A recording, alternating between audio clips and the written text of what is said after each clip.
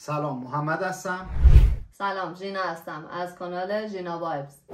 دلیلی که امروز تصمیم گرفتیم این ویدیو رو پر کنیم اینه که ما چند روز پیش یک کلیپ چالش پر کردیم و شیرش کردیم تو اینستاگرام و بیشتر از حد تصورمون وایرال شد و در ادامه هم خیلی کامنت های هیت، مسیج های هیت دریافت کردیم، ولی تصمیم گرفتیم پاسخی حالا به این همه هیت و کامنت ندیم تا اینکه امروز خیلی اتفاقی یکی از بلاگرایی که معروف بود دیدم که ریاکشن رفته، هیت داده به این کلیپ ما و تصمیم گرفتم که یه پاسخی بدم. حالا نه بین بلاگر، به همه اون کامنت هایی که دیدم خیلی هیت، نفرت دیدم توی کامنت ها و تصمیم گرفتم ببینم اصلا ریشه اینا کجاست، چجوریه، اصلا چرا باید مثلا این همه هیت و نفرت دریافت کنیم، چرا قضاوت نابجا میکنن.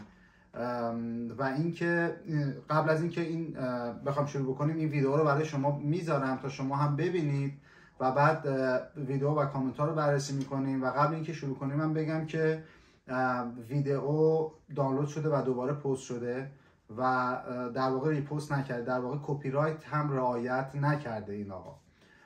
بریم فعلا ویدیو رو ببینیم. اینجا ونکووره، شهر شکوفاست.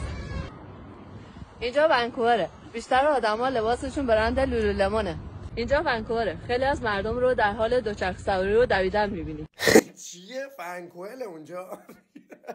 فکرم تبلیغ پکیج سرمایشیه. اینجا ونکوورهای ما رو بخرید. ونکوور خیلی زود شروع کردی این سبک ویدیوها رو گرفتن. یه مثلا 2 ماه 3 ماه میموندی حداقل تو اون شهر بعد یعنی خوراک هموطنان عزیز دیگه. الان اینستا رو باز می‌کنی هر کی یه جا داره قدم میزنه. اینجا ونکووره، اینجا الیه، اینجا توکیوست، اینجا بلژیک است، جایی که مردمش وقتی همدیگر رو میبینن میگوین سلام. یه چیز خاصی هم رو کردید بی‌معرفت. اوکی، تو واقعا گفتی ونکوور؟ نه، من گفتم ونکوور. من با گویش خاص خودم گفتم ونکوور. خب هر کسی گویش خاص خودش رو داره و باید به گویش احترام بذاریم. دقیقا همینطوره و خب خیلی قضاوت‌ها و چیزایی گفتن حالا راجع به اینکه ونکوور، راجع به اینکه 2 روز بعد اینستاگرام تو بذارید 4 تا پست بذارید، مدتی بگذره از اینستاگرامت فعالیتاش، بعد چالش‌ها رو بری. اصلا خب چنین قانون وجود نداره. یا اینکه چند روز تو این شهر بودی باز دوباره قضاوت از اینکه از 15 ثانیه کلیپ مثلا 20 ثانیه کلیپ یه قضاوت خیلی عجولانه. خب بریم اولین کامنت رو بخونیم با هم دیگه. خب کامنت اول رو بخون ببینیم چجوریه. یکی از کامنت ها نوشته که اینجا ونکووره، یه مش چوپون با ویزای توریستی اومدن پناهنده شدن، سیستم رو به گند کشیدن. و حالا کامنت های امثال این بود که مثلا آفیسر شل کرده و معلوم نیست چجوری پاشون به اونجا رسیده و همجوری در طویله رو باز کردن و این صحبت ها. به نظرم اولین چیزی که مهمه اینه که کسی نمیدونه کی چجوری رفته، اصلا چه مهمه، اصلا چه ربطی به ما داره. یعنی ممکنه توریستی اومده باشن، ممکنه پناهندگی، ممکنه کاری، ممکنه دانشجویی، پیار، هر چیزی، هر کسی یه مدلی داره. یعنی اینجوری نیستش که بگیم مثلا چی جوری پاشسته چه ربطی داره، کسی که مثلا تو ایرانه اینجا چه برتری والا مثلا دارن به هم دیگه. و ببخشید اینکه به نظرم این طرز فکر کلا اشتباهه و مریضه. و اینکه راجع به خودم حالا صحبت میکنم اینکه چجوری رسیدیم. خب ما دانشجویی اومدیم، سختیاش هم کشیدیم، سالها دانشجو بودم. بعد اینکه معلوم نیست کی هستن چی هستن. خب هر کسی برای خودش شخصیتی داره. حالا راجع به خودم باز بگم، من 2 تا فوق لیسانس دارم. توی ایران دانشگاه صنعتی اصفهان درس خوندم، اینجا دانشگاه ساسکاچوان درس خوندم. و اینجوری نیستش که مثلا بگیم حالا مثلا هر کی هر جوری پا میشه بیاد و به همه تامین داده میشه. نه، هر کی برای خودش شخصیت داره و این کلا جمله درستی نیست. ضمن اینکه من توی یکی از کامنت ها خونده بودم که مثلا یه آقایی گفته بود که مثلا نخبه های ما بک‌گراند چک میشن، 1 سال بعد وایسن اینا چجوری رفتن. خب ما هم دانشجو بودیم، دانشجویی اومدیم دیگه. تنها فرقش اینه که احتمالاً این کیس شما به مشکل خورده و اینکه خیلی ها که مثلا سربازیشون توی سپاه بودن خب ممکنه برای بک‌گراند چکشون به مشکل بخورن و بیشتر طول بکشه، یعنی 6 ماه تا 1 سال طول بکشه. خب اونجا شما کیفشو بردین، 6 ماه 2 سال رفتین سربازی توی سپاه خیلی ساده تر بوده عموما اینجوری، حالا نمیگم همه قسمتاش، ولی 2 سال خدمتتون ساده تر بوده. ما 2 سال جای سخت تر بودیم و حالا من نیروی انتظامی بودم، خیلی سختی بیشتری کشیدیم. خب حالا شما 6 ماه هم بیشتر وایسی تا بک‌گراند چک بشه. حالا برای مورد خودت چه نیازیه که مثلا بیای بگی این چی جوری رفته، یا مثلا اصلا به تو چه ربطی داره؟ و هر کسی برای خودش هر جوری رفته. چیزی نیستش که مثلا میخوام راجع به این قضیه صحبت بکنیم به نظر. و اینکه خب شما در واقع داستانی که ما اینجا دانشجویی اومدیم، تحصیل کردیم، تموم شده، درخواست کار داریم، کارمون رو مثلا اون کاری که مورد نظر رشته تخصصیمون بوده رزومه پر کردیم، مثل همه آدمای دیگه کار پیدا کردیم، رفتیم سر کار. شما شغل خودتو در حال حاضر دارید و من هم شغل خودمو دارم توی بیزینس خودم کار میکنم، بیزینس شخصی خودمو دارم و خب این روالی که همه دارن طی میکنن. آره دیگه، وقتی ما استیبل شدیم تصمیم گرفتیم، خب دیدیم که مثلا حالا کلیپ رو نگاه کردیم، چرا ما این کارو نکنیم، علاقه داریم، خب شروع کردیم. چون از قبلا بهش و آره شروع کارم هست، نمیگم بهترینیم یا مثلا خیلی خوبیم یا خفنیم، نه، بالاخره برای شروع کار مسلما یه ضعفای زیادی وجود داره، ولی خب مهم اینه که شروع کرد. در مورد کامنت دیگه خواستم صحبت کنم راجع به تلفظا بود، درسته؟ آره تلفظ سری کلماتو خیلی کامنت راجع به اینا بود، نه حالا فقط راجع به ونکوور که گفتی ونکوور، فنکوئل یا هر چیز دیگه ای. اولندش خب این تلفظا خیلی بحث وسیعه و ما تقریبا دوره هم 80-90 میلیون ایرانی داریم تلفظا رو اشتباه میگیم، ولی هیچکی به تریج قواش بر نمیخوره. ولی ونکوور مثلا بشه ونکوور، اصلا خود ونکوور هم غلطه، ونکوور باید تلفظ استرسش رو بذاری روی وسطش.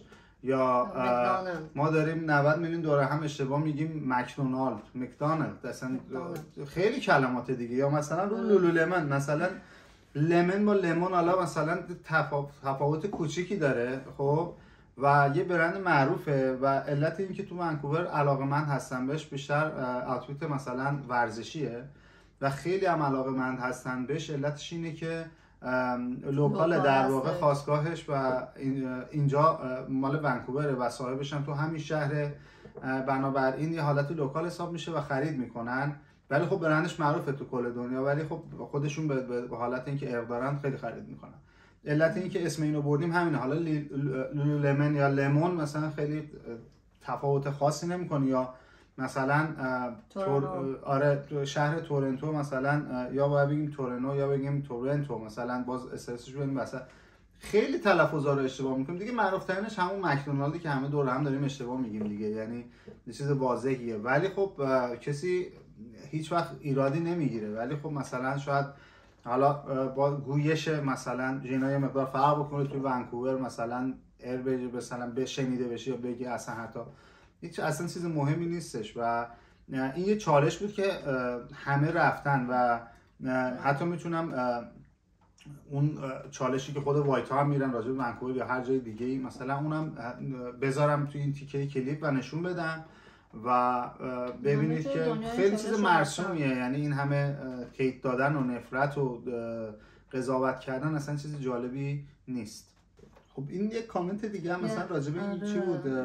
این شغل نصف ایرانیای مقیم خارج از ایران بلاگری هستش. آره خب اینم یه بحث دیگه است. قبل از اینکه بگم من باز داشتم میخوندم این لولولمن خیلی چیز داشت، نمیدونم حالا چه اصراری دادن، یعنی مخصوصا کسایی که دوستان خیلی با تلفظ خاصی اینو بگن آقا این لولولمن هستش. خب بعد حالا مثلا ما گفتیم لولولمون، فرقی هم نمیکنه ها، چون ایرانی‌ها هم همینو میگن، ایرانیایی که اینجا هم میگن لولولمون، مثل همون مکدونالد خودمون، مثل کینگ برگر، مثل هر چیز دیگه چیز ایرادداری نیستش. فقط سر همین فکر میکنم خیلی میخوان نشون بدن که ما تلفظ بهتری بلدیم. در مورد اینکه شغل بلاگری در مورد خارج ایرانی مقیم خارج، ببین چند تا نکته است، این خیلی وسیعه به نظرم. خب یعنی اینجوری نیستش که اصلا امکان نداره توی اینجا شما شغل اولت بلاگری باشه، شما بعد از قبل شغل داشته باشی، حالا اونو در قطعا ببین همینه. ببینید بلاگر اول تو ایران هم خیلی زیاده، ولی چون تعدادشون زیاده تو ایران هم اصلا به چشم نمیاد، ولی توی خارج که میان به چشم میان. چرا؟ چون این محیط متفاوتی تشکیل میدن برای دور خودشون و چیزی که در واقع پست میکنن متفاوت از ایران است، بنابراین این به چشم شما میاد و اینکه نمیتونی به قول جینا اینجا شغل اولت باشه، شما باید کارتو داشته باشی، زندگیتو داشته باشی، درآمدتو داشته باشی. شاید مثلا $800 $900 $1000، چون همه که نمیان مثلا $10,000 در بیارن بگن کفاف زندگیمونو میده، شاید $700-800 در بیارن تو ایران بگن اوکی، یا مثلا 50 میلیون میشه. خب اجاره خونه اونجا ارزونه، ولی اینجایی که مثلا تو باید $3000 اجاره خونه بدی، خب مسلماً با $700-800 به جای نمیرسی. ولی خب شما باید شغل خودتو داشته باشی، بری جلو. و دو تا نکته اصلی وجود داره. نکته اول اینه که خب اینترنت آزاده، یعنی فایل‌های با حجم بالا رو خیلی راحت‌تر میشه آپلود کرد. دیگه خدمتتون عرض کنم تو ایران هم هست، ولی خب یه مقدار اذیت میشن، یعنی مشکلی از این لحاظ آنچنان نیست. و نکته دوم اینه که خب راحت‌تر میتونن حرفشون رو بزنن، سری محدودیت‌ها ندارن. آره، و اینکه زندگیشون وقتی به نقطه میرسه که آقا مثلا استیبل میشه، یعنی حقوقشون رو دارن، کارشون دارن، زندگیشون رو دارن، خب میتونن برن سراغ چیزای جدید، متوجه این؟ و این کارو میتونن با بلاگری یا هر چیز دیگه شروع کنن. بالاخره اینا علاقه‌شونه در واقع. آره، هر چی که علاقه شونه. خب خیلی دیگه هم هستن که انجام میدن و این چیز عجیبی نیست. و اینکه بالاخره وقتی حالا طرف استیبل شده، کارشو داره، زندگیشو داره، بخواد یه تجربه جدیدی کسب بکنه، چیز عجیبی نیست. و شاید البته متاسفانه خیلی‌ها این فرصت رو نداشته باشن که مثلا با ساعت کاری زیاد یا حالا به هر دلیلی، دلیل شخصی خودشون، مثلا نخوان که مثلا این کارو بکنن یا نتونن این کارو بکنن داخل ایران باشن، اون قضیهش فرق میکنه. ولی در کل وقتی که به یه حدی برسی، یه جایی برسی، میتونی بلاگری شروع بکن، چرا که نه؟ و هر کی علاقه داشته باشه. و این نیستش که هر کی پاش میرسه ایران مثلا بخوایم پوز بدیم یا مثلا ندید پدید بازی در بیاریم، که گرچه میکنن، واقعیت امر این هست که من دیدم میکنن، انجام میدم، ولی بس مبنای این بعضی از این کامنت ها اصلا مسئله فهم کنه، به خاطر اینکه هر کسی به هر حال یه گوشی دستشه، یه اینترنت داره، حق این رو داره که از هر محتوایی که دوست داره فیلم و عکس تهیه کنه تو پیج خودش یا حالا پیج کارش، هر چی که هست بذاره. دقیقا. و بایستی که به همدیگه احترام بذارن. فضای مجازی و دیگه محیطی باشه که بخوان انگشت اتهام به همدیگه بزنن یا بخوان همدیگه رو مسخره کنن یا بخوان حالا چه میدونم اون حرفایی که اصلا در شأنشون نیستش رو بیان کنن. قطعا همینطوره دیگه. الان خب خیلی، البته خب محتوا خیلی هاشون هم مسخره است، من قبول دارم اینو. اینکه محتوا مسخره است فرق میکنه با اینکه هر ایرانی بلاگر، هر ایرانی خارج از کشور مساوی بلاگر. خب بله، خیلی از افراد مثلا خب میان محتواهایی تولید میکنن که محتوای واقعا دیگه خیلی تکراری روزمره، یا مثلا میره کاسکو، به قول خود مثلا از کامنت هم نوشته بود، مثلا میره یارو مثلا یه جوراب میخره میاد 3 تا ویدیو ازش درست میکنه. خب اصلا معلومه یه مقدار به مخاطبش هم میخوره، ولی خب این شمایی که نباید اون رو نگاه بکنید، متوجه این؟ و هر کسی آزادی داره به نظرم که هر کاری بخواد انجام بده. و در کل این همه هیت و من البته خب خیلی هاشون هم ما خودمونم دیدیم، خندیدیم، کیف کردیم با هم دیگه. به عنوان مثال میگفتن شبیه ایرج ملکیه مثلا فلانه، با هم خندیدیم، کیف کردیم، یعنی مشکلی نیست از این لحاظ. ولی بعضیا واقعا انگار دارن خودشونو توی کامنت ها خالی میکنن. و البته اولین تجربه من بود از این همه هیت، حالا خب نداشتم و نکردم، نمیدونم چجوریه. آره میگفتن توی این چیزا، ولی خب اولین بار بود. امیدوارم که همیشه حال دلتون خوب باشه. گفتم که این تجربه رو با شما در میون بذارم و حداقل پاسخ یه سری از اینا رو بدم و شاید برای شما هم جذاب باشه.